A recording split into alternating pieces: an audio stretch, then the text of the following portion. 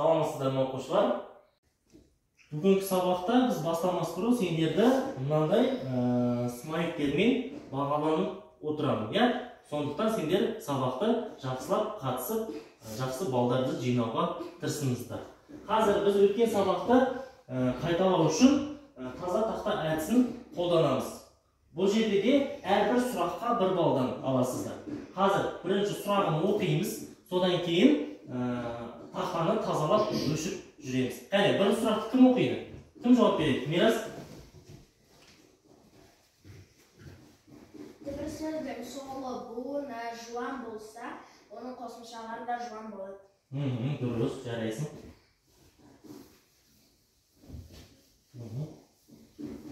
Балыңды ала қойып отыр. Екінші сұраққа кім жауап береді? Алдымен сабақты бастамас бұрын қазір мына секірлі қорапшаның ішінде менің осы сыныптағы ең сүйікті оқушыларымның суреті бар. Сол суретті қазір бір-бірлеп шығып қараймыз, соны бірақ ешкімге айтпаймыз оны. Жарай ма? Менің сүйікті оқушым кім екенін қазір білетін боламыз. Қане, әйленнен бастайық. Кім екен сүйікті оқушымыз, көрдің ба? Сүйікті оқушым кім? Шахина. Бірақ айтпаймыз. Кім екен сүйікті оқушым? Көрдің ба? Мирас, қане.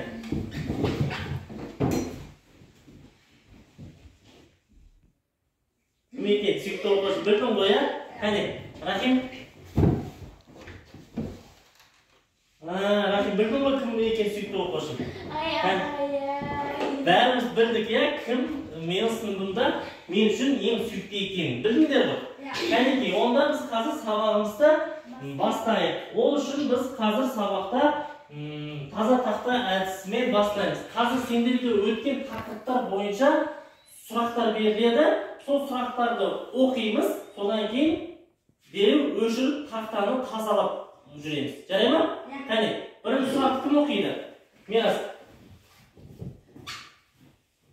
Түбір сөздің соңғы буыны жуан болса, оның қосымшасы да жуан болады. Түбір сөздің соңғы буыны жуан болса, оған жалғанған қосымшада не болады? Енді екінші сұраққа Айлен, сен жауап берейін. Түбір сөздің соңғы буыны жіңішке болса, оған жалғанатын қосымшалар да жіңішке болады. Жарайсың. Қане, жұрналды аламыз. Өште саламыз, тақтаны тазалап.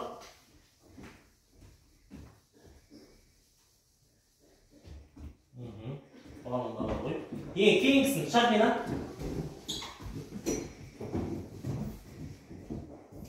Оқу, оқушы, оқулы. Бұл қандай сөздер?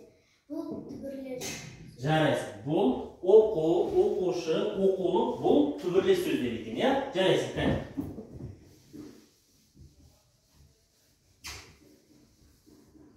Жарайсың. Рахим, соңғы сұраққа. Шахина, балыңды ала қойып. Парағы сөзінің түбірі. Парағы деген сөздің түбірі қандай болады? Парақ. Парақ болады. Жарайсың. Қане, тазалай салайық тақтаны. Жарайсыңдар. Рахим. Енді бүгінгі сабағымыздың тақырыбына көшейік. Бүгінгі сабағымыздың тақырыбы түбір мен қосымшаның жазылуы.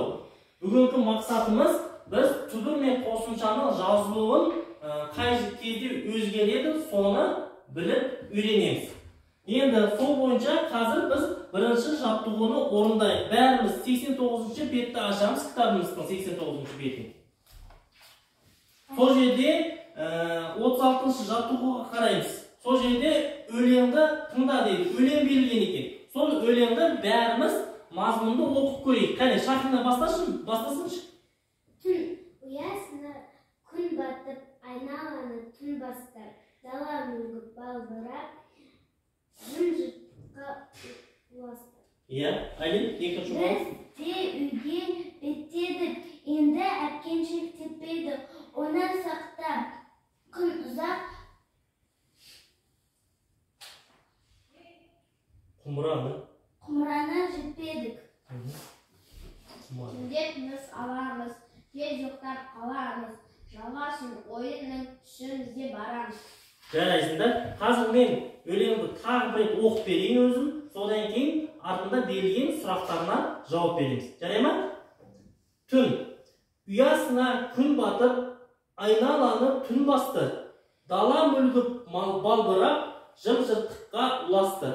Бізде үйге беттедік, енді әткеншек теппедік.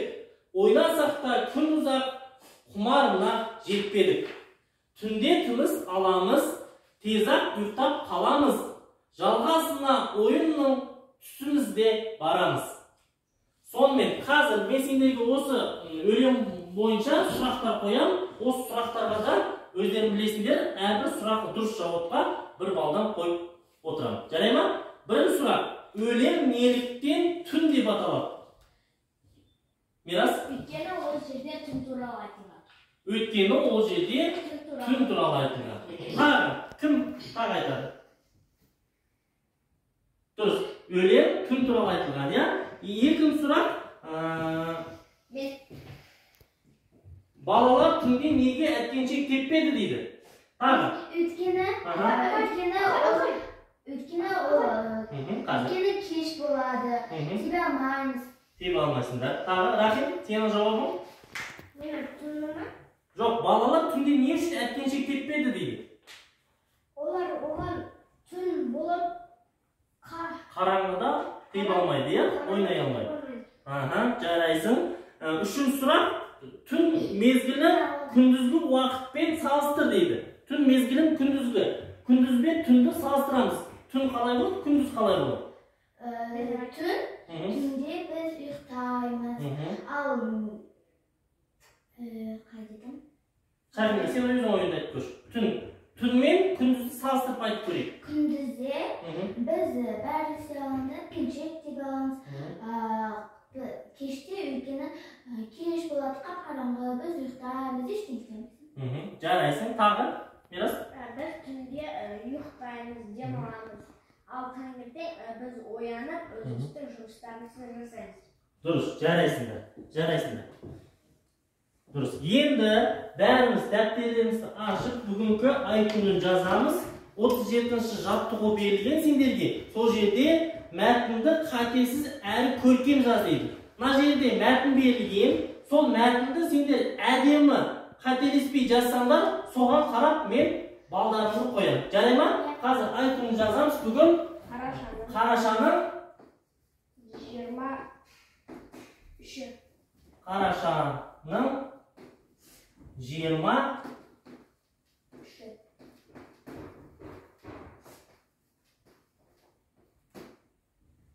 Сынып жұмысы.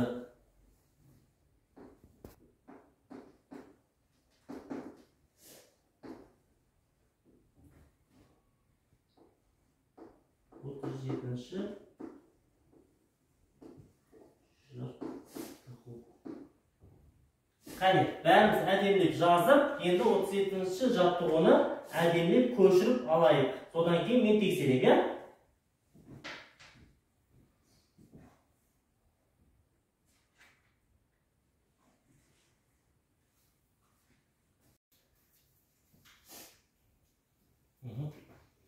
Енді бәріміз жазып болдық па? Мен дәптерлеріңе қарап тексере салайын, кім әдемі жазды екен?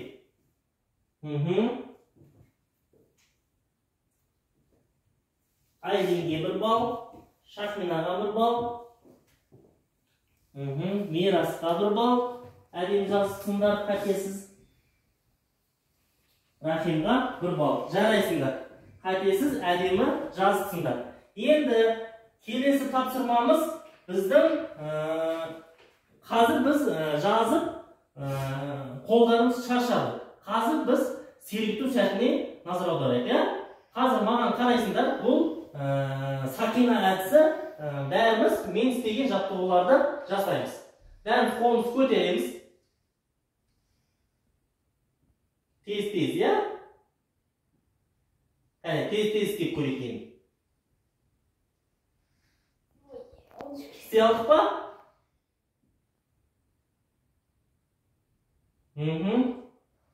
Tez. Bo'ldi, jaraysiңдар. Қолдарыңыз кішкене демалып қалды деп ойлаймын. Енді келесі тапсырмаға көшейік. Қазір біздің кітабымыздың 90-шы бетін ашамыз қане. 90-шы бетінде шығармашылық үзіліс дейді. Бұл жерде 38-ші жаттығуға қараңдаршы. Көрдіңдер ме? Сол жерде сендерге пішіндерді сәйкестендіріп, өлең құрап жаз дейді. Мынандай пішіндер берілген. Мына жақта сол пішіннің ішіне өлеңдер жазылған, құрлар жазылған, әрбір құры. Соны сендер сәйкестендіріп, әрбір құрға өлеңді жазып шығасыңдар. Сосын оқып береміз. Содан кейін осы жерде қарамен жазылған сөз бар. Сол сөзді түбірін тауып айтып береміз. Жарай ма? Қазір мен тапсырмалар берем, осы қағазға орындайсыңдар.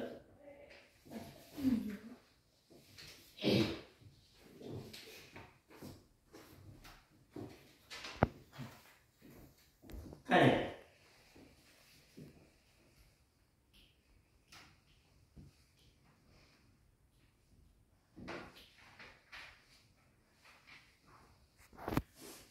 Бәріміз болдық па тапсырманы орында?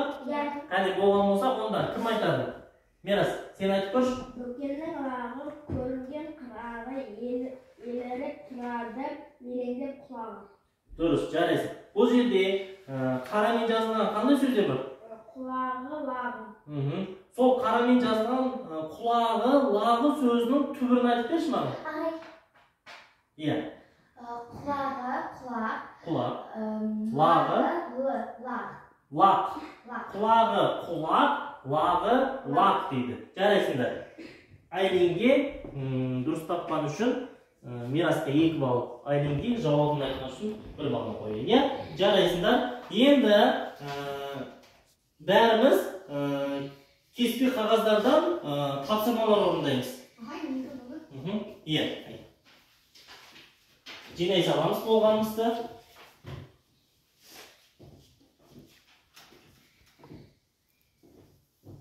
Оқисыңдар.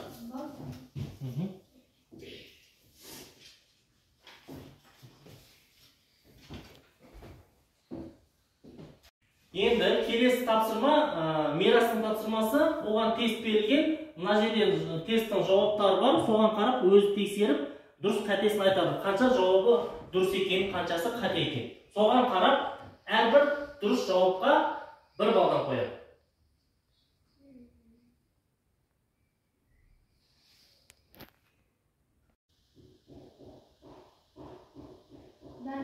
Бәрі дұрыс па? Жарайсың.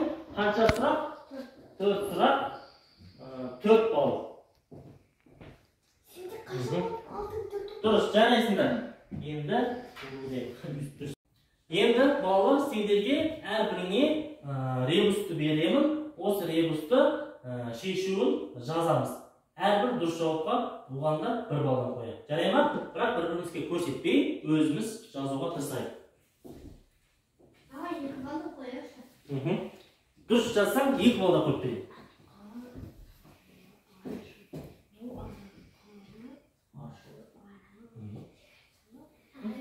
Ребус қалай шешеміз көреміз бі?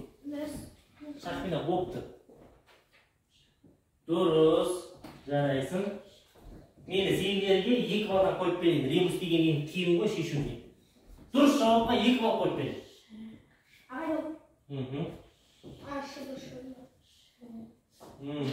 Дұрыс.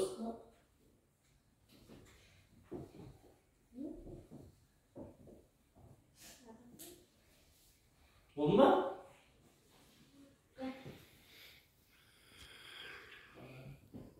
Иә, бір әріпте қателестің, жарайсың, бірақ жауабы бұлай дұрыс. Болды ма? Айтайық. Айлиндікі де дұрыс. Жарайсыңдар. Ребустарының барлығының жауабы дұрыс. Жарайсыңдар. Бүгінгі сабағымыз аяқталды. Бүгінгі сабағымыздың мақсаты түбірме қосымшаның жазылуы еді. Бүгін біз сабақтың мақсатына жеттік па? Иә. Не үйрендік сабақта? Түбірме қосымшаның жазылуын үйрендік. Жарайсыңдар. Үйренген болсаңдар, қазір biz ballarımızды санап көрейік. Қанша бал екен бәріміз? 10 bal. 8, 8, 7, 7, 10. 10, 6. 6. Жарайсыңдар. Барлығымыз жақсы балдарды алып қазір біз мына смайликтер арқылы бүгінгі сабағымыздың қалай өткенін мен сендерден білейін. Қане. Бұлай ма? Бәріміз бұлай ма? Yani Жарайсыңдар. Бүгін сабақ қызықты, жақсы өтті. Сіздерге рахмет.